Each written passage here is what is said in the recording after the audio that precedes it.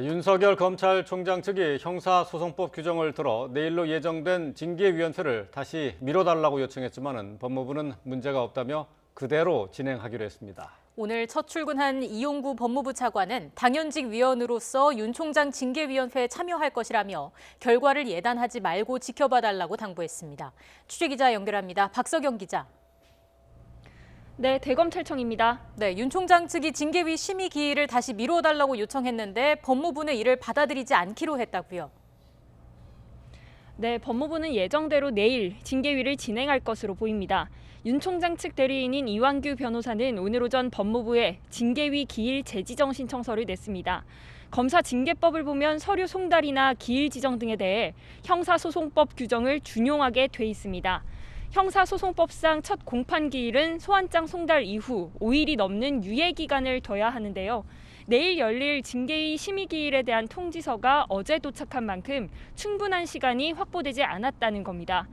이에 따라 이 변호사는 법무부가 어제로 예정됐던 징계위를 내일로 미루면서 형사소송법을 위반했다고 지적했습니다.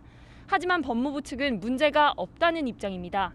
첫 기일로 예정됐던 어제로부터 5일 전에 이미 징계 청구서와 기일 통지가 됐기 때문에 이후 윤 총장 측 요청에 따라 일정을 연기한 데 대해서는 추가로 규정을 새롭게 적용할 필요가 없다고 설명했습니다.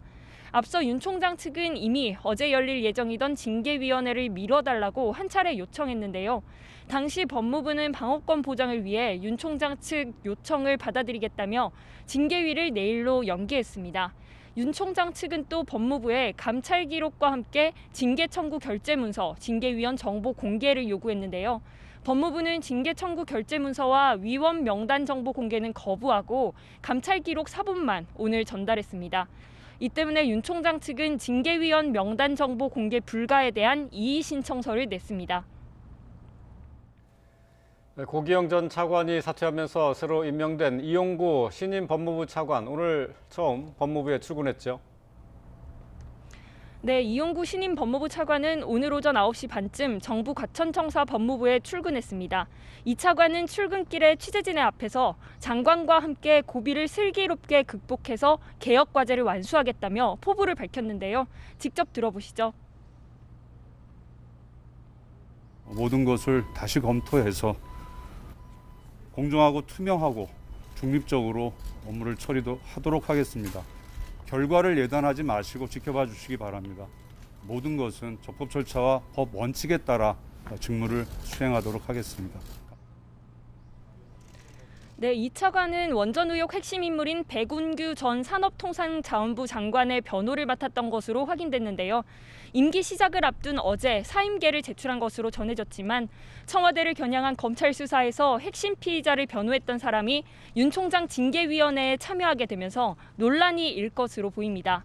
백운규 전 장관은 외부의 경제성 평가 결과가 나오기도 전에 월성 1호기의 가동 중단 방침을 내렸다는 의혹을 받고 있습니다.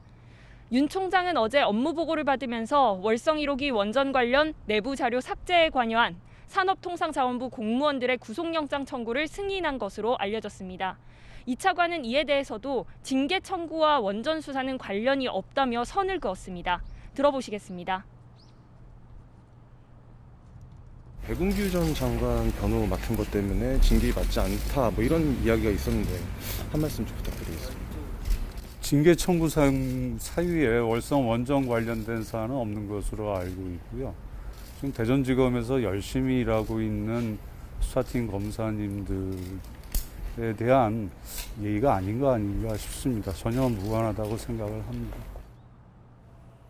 네, 앞서 감찰위원회와 행정법원은 징계 과정이나 업무 배제 조치가 부당하다면서 윤 총장의 측에 손을 들어줬는데 추 장관은 지금까지 행보를 계속 이어가겠다는 입장을 밝혔다고요. 네, 추미애 법무부 장관은 오늘 아침 자신의 SNS에 글을 올려 검찰개혁의 소임을 멈출 수 없다며 흔들림 없이 전진하겠다고 말했습니다. 추 장관은 정치 세력화된 검찰이 민주적 통제마저 무력화시켜 살떨리는 무서움을 느끼지만 이를 혁파하지 못한다면 검찰개혁은 공연불이 될 것이라고 강조했습니다. 이어 검찰이 특수한 카르텔을 만들어 거대한 산성을 구축했고 누구도 건드리지 못하는 무서운 집단이 됐다면서 전직 대통령과 전직 총리, 전직 장관도 가혹한 수사 활극에 희생됐다고 주장했습니다. 그러면서 이제는 인권을 수호하는 검찰로 돌려놓겠다며 편파적으로 자행했던 검찰권 행사를 차별 없이 행하는 검찰로 돌려놓겠다는 뜻을 밝혔습니다. 특히 그것이 동해 낙산사에서 고 노무현 대통령 영전에 올린 간절한 기도이자 마음이라고 덧붙였습니다. 지금까지 대검찰청에서 YTN 박서경입니다.